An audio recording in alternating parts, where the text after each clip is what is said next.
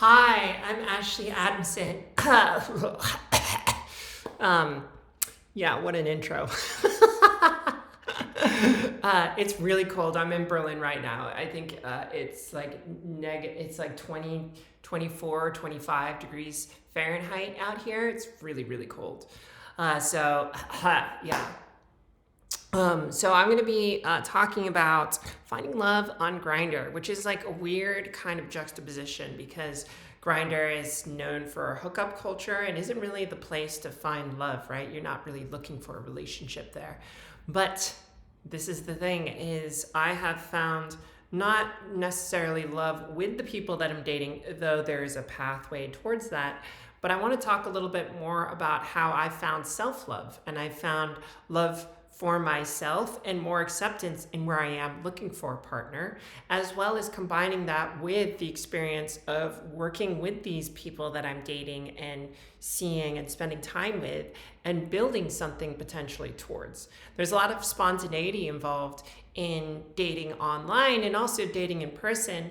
And I want to share a little bit about the process of how I've worked through all of this dating and how it's actually enabled me to move past certain forms of invalidation. Like there are times where you may feel like you're not enough in the dating world, or that you feel like you won't find love, or that you feel like it's just like you're objectified or dealt blows in ways that kind of push you back and make you feel down.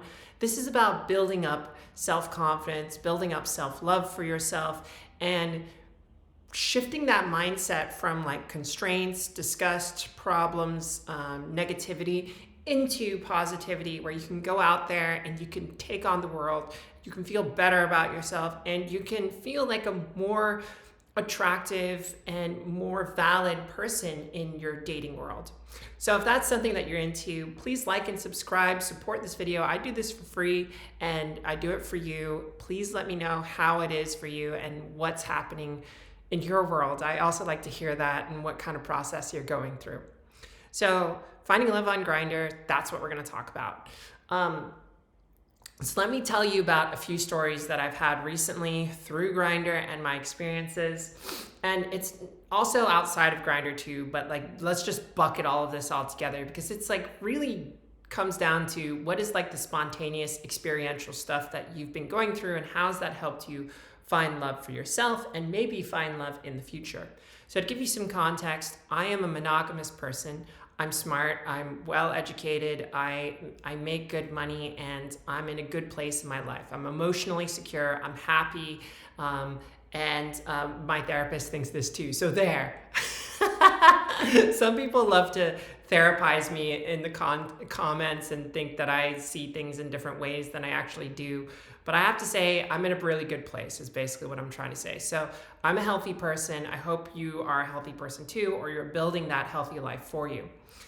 So when I come at dating, this is the mindset that I have, which is like, I have value, I'm in a good place, I'm looking for someone who can meet a certain level of criteria for me that I consider to be a good table stakes for finding a long-term relationship.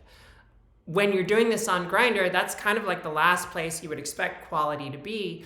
But what options do I really have? I have in person, which is very hard, especially since I work remote and there's not a lot of opportunity to meet in person. Second of all, I am transgender, which means that a lot of the spontaneity and a lot of the ways in which that I could meet people, I often get invalidated because I am trans.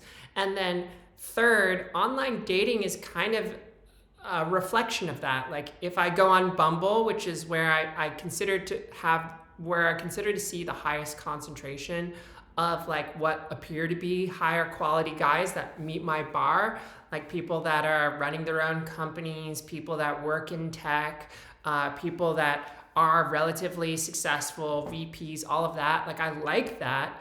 But as soon as we match and they find out that I'm trans, it's like immediately I get unmatched and I don't make any progress. It's like the only place that I find progress in dating are spaces where there's this low bar for what is to be acceptable to date and not considering relationship material. I was saying this to my therapist actually, and I think this is an important thing to consider. This idea of the snapshot, this idea that everyone has a snapshot of their ideal partner, their ideal life, and they're trying to strive towards that. Like, do you have that fantasy of that future that you want to achieve with that ideal partner, that ideal living situation, that ideal job, that ideal look? Like, what are you aspiring towards? Is that a snapshot? And is that actually accurate? And I think this is the part that I and I think many trans women come up against, which is when people are looking for a partner, they have a snapshot in their head of who that ideal partner is, and that's what they're looking for. When they encounter someone who is trans, it does not fit the snapshot, and so suddenly you just get unmatched and you get pushed away as not valid. So the only space for me that I've found that is productive is to actually go into the spaces where trans is something that is more desirable or acceptable. Where that is for me most often is Grindr, OkCupid, and Tinder. But like Tinder is often for people who are kind of like trying to figure it out. Grindr is mostly just for hookups. And then OkCupid, the people on there are pretty like okay. So like not a lot of good stuff, but they can filter on trans as like a demographic, and then you do get some of that like matching. So so like when faced with this reality, it's kind of hard to find a certain level of self-love or even acceptance when you're trying to date straight people who are cis, which just makes it really hard and makes me wish that I could just date trans girls because I think trans girls are hot. But that is a whole relationship dynamic that doesn't work for me. I do need that larger masculine being or person or entity in that relationship. So like I've been on a bunch of dates. I've been on dates in I've been dating a lot in LA because I was in LA for 2 weeks. And boy, like it's so different than dating in Berlin, because Berlin's like all these guys that just want to hook up and they're all mostly white or Middle Eastern actually. And then in LA, I kind of have a choice of whatever kind of ethnicity or kind of background that I want. And I actually haven't dated black guys before. And like I've been looking at some porn where like, you know, they eroticize the form of being black. And I was like, well, you know, like maybe I can go on a date with some of these guys because they seem like genuine, cool guys. And I haven't been with someone who is like, I've been with white guys and a lot of Middle Eastern guys. Like, I don't want a bucket, like this massive bucket, but like, you know, Iranian, Israel, like Afghan. Yeah, it's just like it's Berlin. This is just like what there's a high concentration of. But I did some dating in LA with a few different black guys, and it was like amazing. And I think I'm kind of like, you know that saying you like black and you can't go back? I'm gonna have to make a video about that. But basically, like, I have found a frustration in like the dating world and people not meeting a certain bar that I want them to achieve. And that has led me to, we're talking about self-love here, so I need to stick to that. When people don't hit a certain bar of, I want to feel loved and valid by a certain bar or person that I expect. Like, have you ever kind of thought or intuitively felt this? So when someone is attracted to you and someone likes you that is not in this category of what you're trying to attract and what you want, you automatically see it as invalid and you don't accept it or allow it to be something that validates you. And this is the big transformation in my own thinking, is in dating and going online and having all of these dates.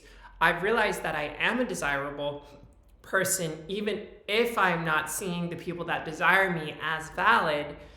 It is a valid scenario to allow yourself to acknowledge that you are valid and that you are desirable. It's just you're not meeting or seeing the things that you want, but that's a separate goal and a separate desire that you want to achieve. And it doesn't have to then be bucketed in like only people that you desire, if they desire you back, you're valid. It's really just people can desire you and you may not desire them back, but that doesn't stop you from being a worthy person. And I think that disconnect with like the constant invalidation that you experience as a trans woman is a pretty big deal, because we get fetishized, we get treated in ways where we don't like that. I think I'm about to run out of time, so I'm gonna have to close this.